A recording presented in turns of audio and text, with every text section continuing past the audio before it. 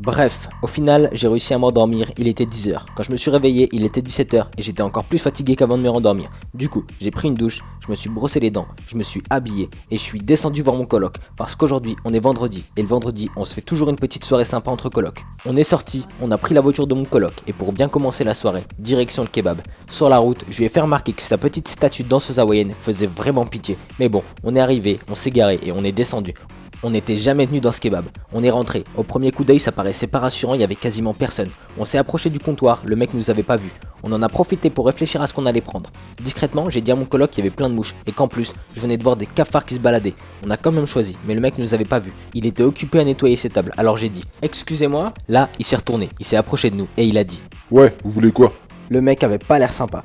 Du coup, on a décidé de pas commander et d'aller dans un autre kebab. En partant, j'ai crié. Ouais, tu mets de la viande de cafard dans tes kebabs. Et puis j'ai couru. D'ailleurs, mon coloc lui aussi a couru. On a repris la voiture et on a roulé comme des malades. On avait peur que le mec nous suive. 10 minutes plus tard, on est enfin arrivé dans le kebab où on va tout le temps. Il y avait la queue. On a attendu notre tour. Comme d'hab, j'avais toujours pas choisi. Du coup, je me suis retourné et j'ai regardé les affiches. J'avais le choix entre un biryani, un shashlik, un kima, un nihari. J'ai longtemps hésité, mais comme j'arrivais pas à les prononcer, j'ai dit un kebab sauce blanche s'il vous plaît. Comme il n'y avait pas beaucoup de place pour manger, on a décidé de se poser sur les tables un peu plus loin. On s'est assis et on a commencé à manger. On parlait de tout et de rien. Mon coloc m'a dit qu'il avait une blague à me raconter. Alors en fait, c'est l'histoire de deux canards. Il y en a un qui fait coin-coin et l'autre il dit merde, c'est ce que je voulais dire. Je l'ai regardé, il avait l'air content. Comme je voulais pas lui faire de la peine et lui dire que c'était vraiment pourri, j'ai dit haha, trop bien. Après avoir mangé, on a décidé de rentrer et de se faire un film. J'ai pas eu le temps d'ouvrir la bouche que mon coloc a choisi un film d'horreur, alors qu'il sait très bien que je déteste ça. On s'est posé dans le canapé et on a lancé le film. À un moment, le film devenait grave intéressant. Il commençait à y avoir une histoire d'amour entre deux personnages. J'ai regardé mon coloc,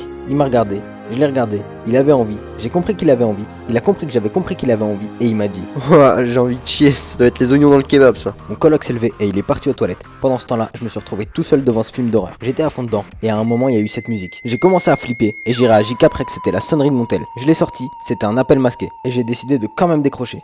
Allô? Oui, allô? Non mais allô quoi? T'es une fille, t'as pas de shampoing. Non mais c'est comme si je te dis t'es une... Oh puis non, en fait je raccroche.